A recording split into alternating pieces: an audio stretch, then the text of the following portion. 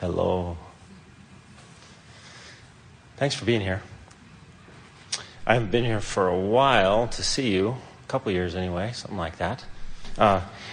Time, I have found, is a little different between non-physical and physical. You talk about 17 seconds and 30 days. I have found it's a great difference between your expectation of 30 days and my expectation of 30 days. Well, that's because we know what we're talking about and you don't.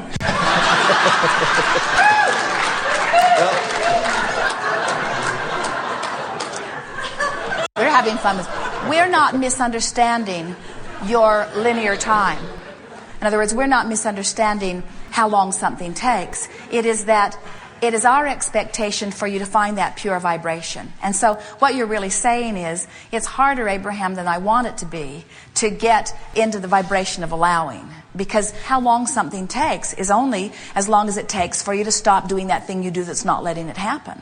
And so it can click into place instantaneously. And you have those experiences all the time. If it's not an issue, it happens instantaneously. And time isn't a factor at all. The only time that you are even considering time or wanting to talk about time is if there's something that for a long time you've been wanting and for a long time not allowing. And now time feels like a bigger factor.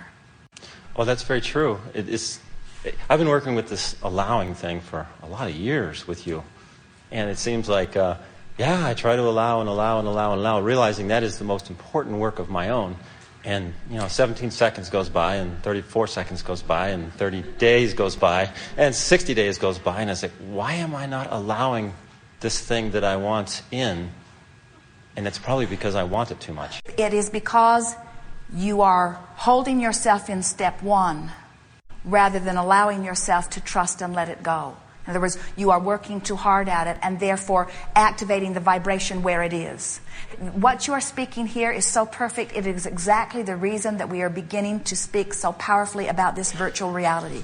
Because not only you, but many want with all of their might something different from what they have relative to some subjects. But what they have is so dominant in their vibration that they can't shake loose of it. And so they just keep moving through time without shifting vibration. Esther, here's people like you, people who really, really desire things, who can't for the life of them figure out how to let loose of the vibration that is not letting it happen. And that's when she says, we can choose, we can choose. I can damn well choose.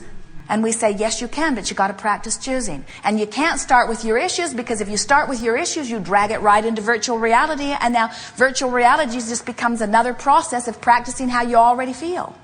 Why is it that we can't get a direct answer from you on how to do this allowing thing?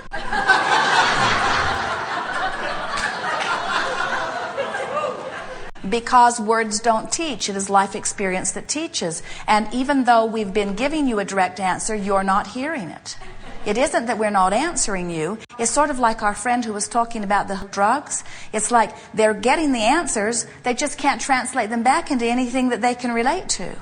And so we can give you a direct answer. Think thoughts that feel good, and everything that you want will be yours now. And you say, everything I want's not coming yet. And we say, then you're not thinking only thoughts that feel good. You must be observing some of where you are. So think only thoughts that feel good. And you say, it's not coming yet. And we say, that's because you keep noticing where you are instead of where you're wanting to be.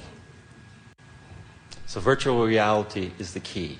It is. Let's do one. Take us somewhere. Pick a place that you feel pretty sure you'll feel good when you get there. What time of year?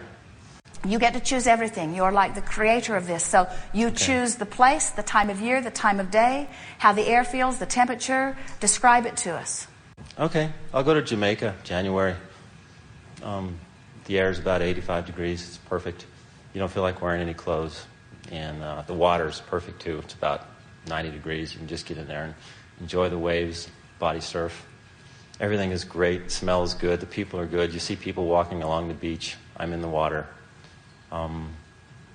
It's a wonderful feeling place to be there, to be free, to have that freedom of being there and not worrying about time, money, or anything else. Now, see, what happened was,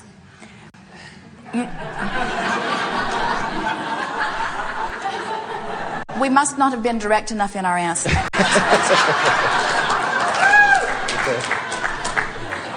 It's a tendency, and we understand it. And Esther did about 200 virtual realities before she got right there. She would go, she would find this perfect place, she would see it, smell it, feel it, and then she would bring someone in to share it with her, and then she would try to reform them in some way.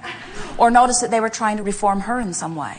And then she would laugh and say, I can do this, and then she'd start again. And it took a little while before she started to feel the essence of it, the reason for it, the feeling of it. So that's why we began describing in more detail. Pick a place and sort of be there for a minute. Now, you chose Jamaica. Why did you choose Jamaica? It's warm. It's on the beach. It's something. I'm a mountain person, so it's something place different. It just felt like a match to a place that would feel good. And then you picked January because that's a good time of year to be there. It's not so hot. Exactly. And so those were very good choices. And then if you'll slow down just a little bit to try to milk it for emotional responses. What we've noticed, as Esther played the game for a while, she got into a vibration where things from her past just started avalanching in. And she remembered going to Hawaii, and she remembered the first time she went there. Now, the second and third and fourth and fifth, they've gone every January for 21 years. This is the first year that they have not gone. So every January for over 20 years, Jerry and Esther have gone to Hawaii. But when she did her virtual reality, it was only the first one that came back to her, because it was the most poignant. It was the one that meant the most. It was the one where the expectation was the greatest. And so she went back, she remembered seeing the water from the airplane, and then she remembered getting out and walking down the stairway onto the pavement. At that time, it did not take her right into a building. So she could feel the air and smell the air, and it was different air than she had ever felt or smelled. And as she was in her virtual reality, recalling this, waves of pleasure came all up through her, just like the anticipation that she was feeling in that moment all those years before. And then she did not go further, because it was only that part of all of that that really perfectly matched the virtual reality ambiance that she'd brought herself to. She did not drag her bags through the agricultural inspection. And she did not start shedding her clothing. In other words, she was dressed way too warm. And she did not ride in the rickety bus that the motor was so out of sync that the exhaust was almost making her sick by the time they'd made the drive around the island. And so what we were getting at, there were parts of that trip that were nowhere near a vibrational match to what she was trying to achieve in her virtual reality. And if she had stayed there longer, she would have started dragging enough reality in, she would have messed up virtual reality.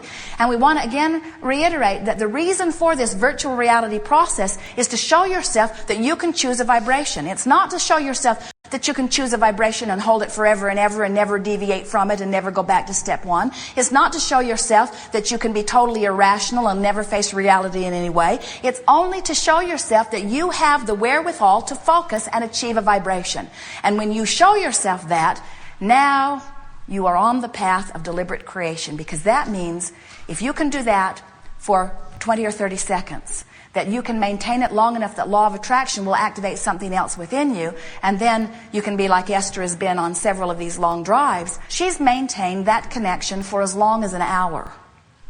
Jerry will be sleeping or working on something else. He's in the back of the coach. Esther's driving, and she will be virtual realitying until she gets to the place that she hooks in to every positive experience that she's ever had or imagined. Yesterday, as they were driving, Jerry said, interesting enough, let's set a timer for 15 minutes. And as the timer goes off, we'll ask ourselves, where were our thoughts? And then we'll take a few seconds to just breathe deeply and appreciate. And so Esther was driving. They drove from Sedona here. And as the timer would go off, Esther was in such bliss every time, because it was impossible not to feel good. They were on the open road. It's her favorite drive of all that they do. Wide open roads, very little traffic, nice smooth roads, gorgeous skies, beautiful vistas, beautiful rocks and mountains, everything about it. It was so easy. It was impossible not to be in a good place under those conditions. But every drive is not that way. Every moment in your life is not that way. And that's why you're wanting to practice when it is that way, Or at least when something's not happening that's keeping it from it, so that more and more you have some measure of control no matter what is happening. It's all about practicing it. It's about setting a tone and putting law of attraction to work for you. In the same way that you would put gravity to work for you and letting water flow downstream, we're going to show you how to let law of attraction work for you. Oh, good. Good time for a segment of lunch. We are complete.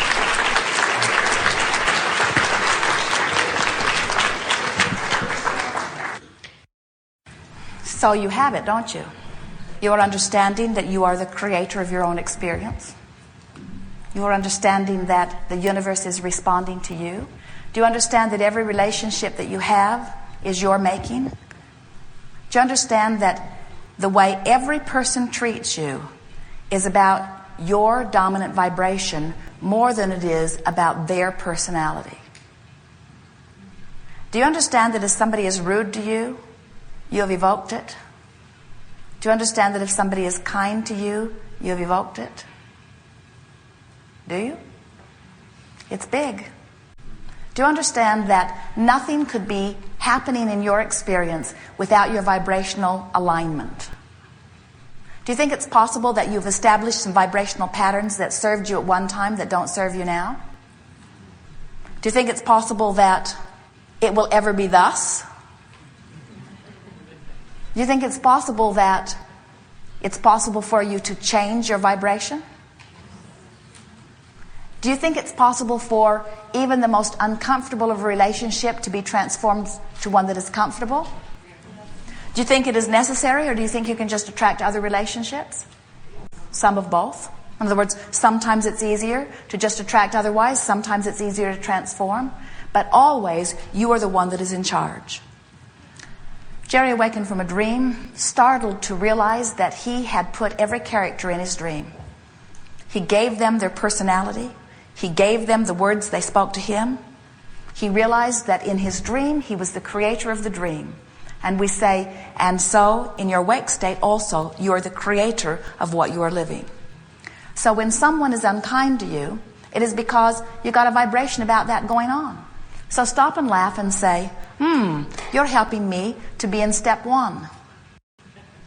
And what I'm really wanting is to rendezvous with more people who are kinder, or more people who are more appreciative of me. And then go to your virtual reality and don't think about that. Go to your virtual reality and think thoughts that feel kind to you when you think them, or feel good to you when you think them. Do you know there are only two emotions really? One feels good and one feels bad.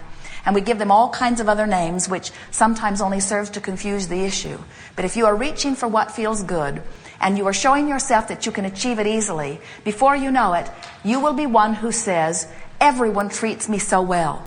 No one is ever unkind to me. Issues I used to have with people have gone away. It's as if the entire universe is responding to everything that I want. It's as if I'm this powerful pointer, and all I have to do is say, wouldn't it be nice if, and there it is. That's what you had planned. And if you miss the struggle, you can always bring it back. But the struggle and the effort were never part of the plan that you had when you said you would come forth, define from this variety your personal intentions, trusting that all that is would satisfy them. And because from your broader non-physical perspective you understood so clearly that when you ask it is given, you never felt the responsibility of making anything happen. You only understood your responsibility of working through the mix and letting the desire be born within you. That is your responsibility, and that happens naturally. So when you start wanting to take credit for your good life, understand that a good life is a given. In other words, don't try to prove your worthiness through struggle and hard work, or through succeeding at anything other than joy. Because everything that you want is naturally given to you. You don't have to prove worthiness. You don't have to earn it. It is naturally given to you. But you do have to find this soft way of letting it in. We have enjoyed this interaction so very much.